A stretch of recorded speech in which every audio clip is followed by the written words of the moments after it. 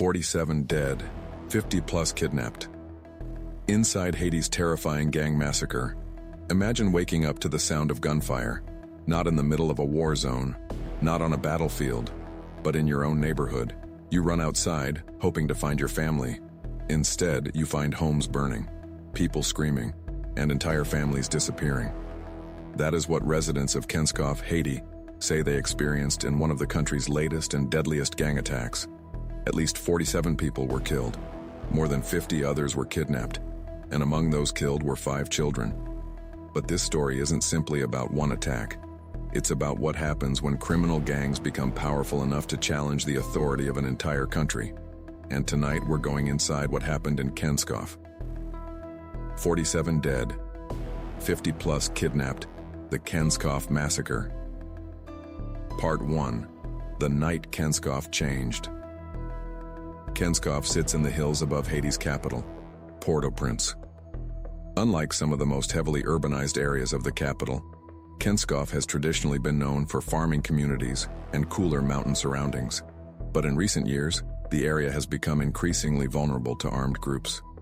According to reporting from Reuters and the United Nations, Kenscoff has suffered repeated attacks since early 2025. And then came the latest assault. During an overnight attack, armed gangs moved into the community. Residents were caught in the middle.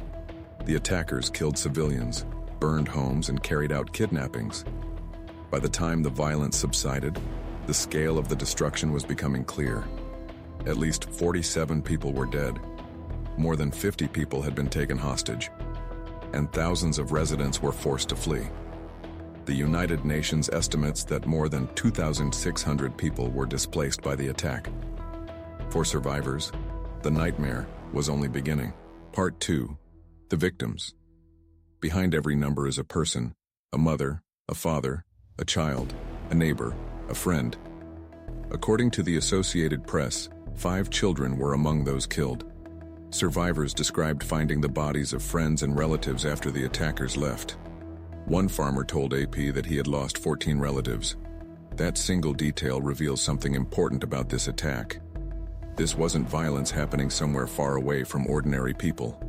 It tore directly through families, through homes, through a community where people had lived and worked for years.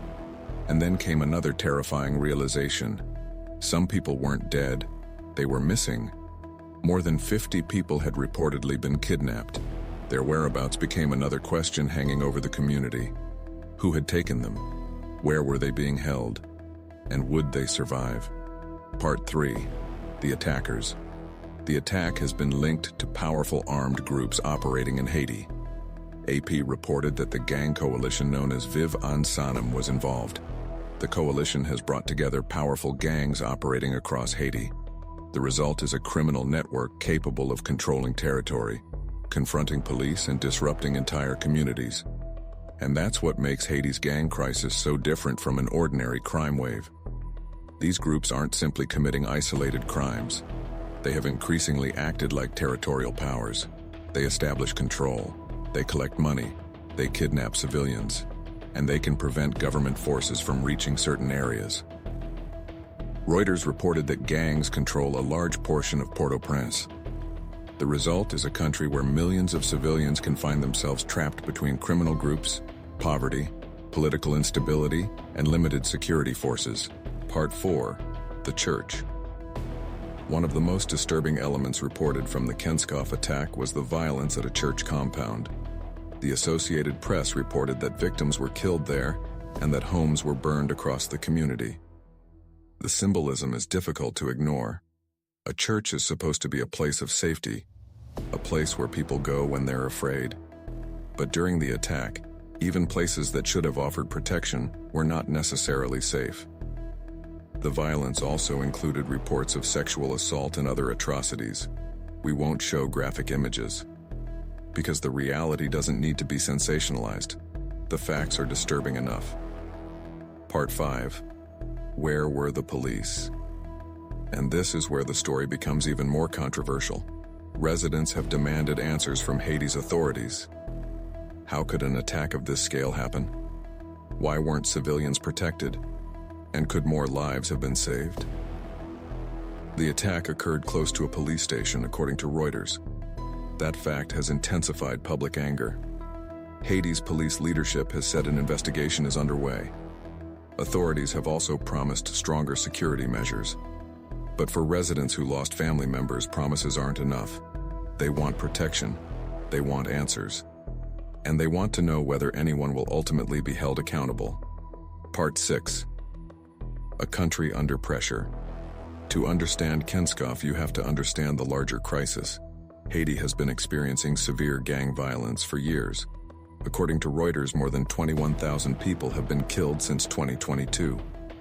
More than 3,000 people were killed during the first half of 2026 alone, according to UN figures cited by Reuters. Kidnappings remain a major problem, sexual violence remains widespread, and approximately 1.47 million Haitians have been displaced. Think about that number. Nearly 1.5 million people forced from their homes.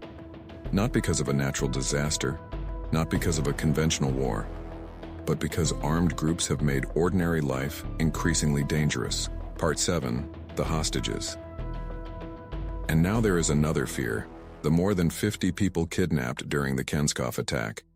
Their families are left waiting for a phone call, waiting for proof that their loved ones are alive, waiting to learn whether the kidnappers will demand money, or whether the hostages will simply disappear. Kidnapping has become one of the most frightening weapons used by Haiti's criminal groups, and it doesn't only affect the person who is taken, it affects entire families. A ransom demand can destroy a household financially. Refusing to pay can put a hostage's life at risk. And sometimes families don't even know where their loved ones are being held. For those families, the attack didn't end when the gunfire stopped. It continued. Part 8. Why this matters. The Kenscoff attack comes at an especially important moment for Haiti. The country is attempting to move toward elections scheduled for December. But how do you hold elections when entire communities are struggling to remain safe? How do people vote when they fear traveling? How do political institutions function when armed groups control territory? And perhaps most importantly, who controls Haiti? The government? The police? Or the gangs? Those questions have become impossible to ignore. Closing. The story of Kenscoff isn't simply the story of 47 people killed. It's the story of more than 50 people who disappeared into captivity. It's the story of thousands forced to flee. It's the story of families searching for answers. And it's the story of a country struggling to protect its own citizens. Tonight, somewhere in Haiti, families are still waiting for information, waiting for their loved ones, waiting for someone to tell them what happened. And the most frightening question remains: how many more communities will have to experience this before the violence finally stops? This is Kenscoff, 47 confirmed dead, more than 50 kidnapped, thousands displaced, and a country still searching for a way out. If you want more investigative true crime and breaking crime stories from around the world, subscribe. Sources: Associated Press, Reuters, United Nations.